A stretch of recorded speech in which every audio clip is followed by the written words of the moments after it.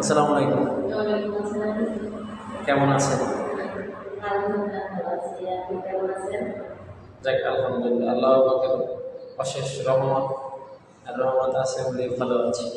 জি করবে আপনার আমারও আমরা এলাম আপনার জীবন গল্প শোনার জন্য, যে আপনি ভালো একটা পাত্র চাচ্ছেন।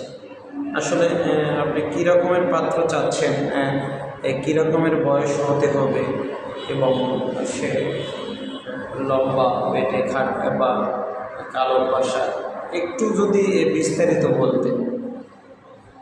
লম্বা, খাটো, কালো, ফর্সা এগুলো ম্যাটার করে না। একটা ভালো মানুষ কিনা সেটাই ম্যাটার করে। একটা ভালো মানুষের সন্ধান খুঁজছে, কিন্তু কালো যে কোনো বয়স, কম বেশি যে কোনো বয়স, ওটা নিয়ে ফ্যাক্টর হয়। সে যেন ভালো মানুষ হয়, সৎ ইনকাম করে, অল্প স্বল্প ইনকাম থাকে, কিন্তু সৎ ইনকাম থাকতে হবে তার। জি জি, মানে সৎ পথে উপার্জন করতে হবে। দেখ ওরভাবে যদি বলতেন যে আসলে সে কী রকমের বয়সী হতে হবে, যেমন অনেকে আছে মধ্যবিত্ত, অনেক আছে একটু বয়স্ক, অনেক আছে যেমন কম বয়সী দিব। বয়স দেওয়ার কোনো বিষয় না এখানে। এখানে একটা ভালো মানুষ কিনা সেটা আমার জানার বিষয়। সে আমাকে কিরকম লাইফ দিবে, কিরকম দেখবে, কিরকম সম্মানের সাথে রাখবো, এটা দেখার বিষয়। না, বিষয়টা হচ্ছে যে অনেক প্রবাসী ভাইয়েরা আছে যে তার ওয়াইফ মারা যায়, সংসারে ছেলে মেয়ে থাকে, বা ওয়াইফ পরকীয়া করে চলে যায়, সেই ক্ষেত্রে তার একটা ওয়াইফের দরকার, ভালো একটা মেয়ে খুঁজে। বা অনেক বৃদ্ধ আছে যে ওয়াইফ মারা গেছে, সেই ক্ষেত্রে অনেক বৃদ্ধরা প্রশ্ন করে থাকে যে আসলে যে আমার বয়স 40, 45, 50, 55, 60, মানে এরকম অনেকে প্রশ্ন করে থাকে যে আসলে আপনারা আপনার পাত্রের কাছে একটু জিজ্ঞেস করবেন যে আসলে সে আমাকে বিয়ে করতে রাজি কিনা। আমি বয়স্কদের ক্ষেত্রে বলছি। সেই ক্ষেত্রে তাদের উদ্দেশ্যে একটু বলেন যে আসলে এমন জামাই পেলে আপনি সংসার করবেন কি? হ্যাঁ, অবশ্যই। যদি সে ভালো মানুষ হয়, অবশ্যই এরকম সংসার করবো।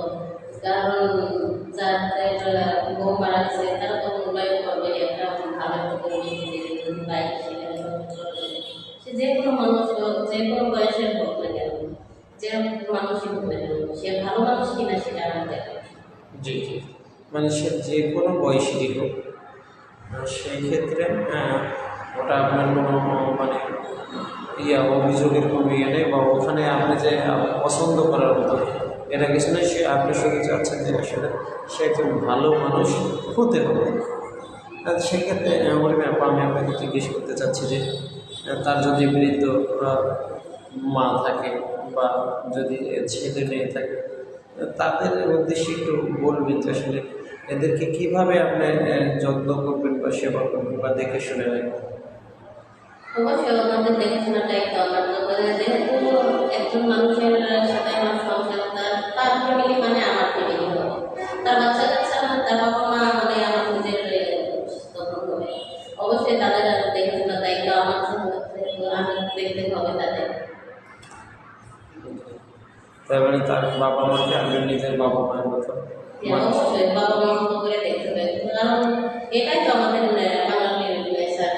এরকম কিন্তু আমরা বাঙালি মেয়েরা সবসময় সবাই মেয়েরাই করে থাকে, বা এটা আমরা ছোটবেলা থেকে দেখে আসে। আমাদের পরিবারের আশেপাশে সবাইকে তো দেখছি, ছোটবেলাতে দেখেই বড় হয়েছে যে শাশুড়ির সেবা করাই স্ত্রীর কর্তব্য। কর্তব্য।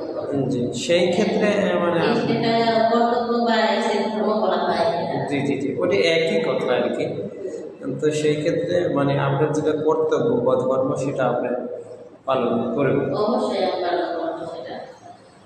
ঠিক আছে, ওই ব্যাপার আমরা আবার পরবর্তী প্রতিবেদনে আপনার কাছে আমরা বিস্তারিত জানব। সেই ক্ষেত্রে প্রিয় দর্শক, আপনারা যে যেখান থেকে এই ভিডিওটি দেখছেন, আমার বোনটি খুব অসহায়। তিনি ভালো একজন পাত্র চাচ্ছেন, সে যে কোনো বয়সীর হোক, কোনো সমস্যা নেই। সেই ক্ষেত্রে যদি কাউকে কারো ভালো লেগে থাকে আমার ফোন স্ক্রিনে দেওয়া যে নাম্বারটি থাকবে সেটি হচ্ছে চ্যানেল কর্তৃপক্ষের নাম্বার, সেই ক্ষেত্রে চ্যানেল কর্তৃপক্ষের সাথে যোগাযোগ করবেন।